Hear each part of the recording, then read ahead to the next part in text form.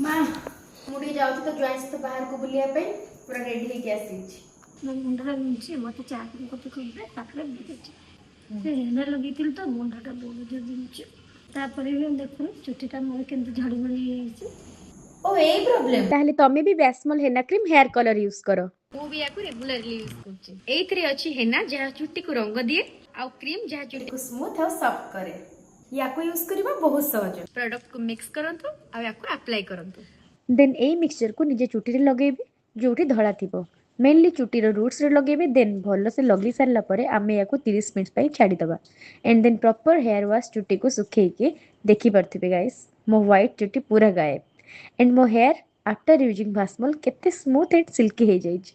देख माँ मोर सब धड़ा चुटी लुचि गला आउ मो चुटी केते स्मूथ और शाइनी हे गला। ବଢ଼ିଆ ୟୁଜ୍ କରିବା ଠିକ୍ ହବ ତ। माँ एईटा हैला भास्मल एई ब्रांड उपरे आमर भरोसा वर्ष वर्षर। ताले आपण भी पाख दुकान को जातु भास्मल हेना क्रीम हेयर कलर आनतु जहाँ मात्र 10 टका रे मिलची।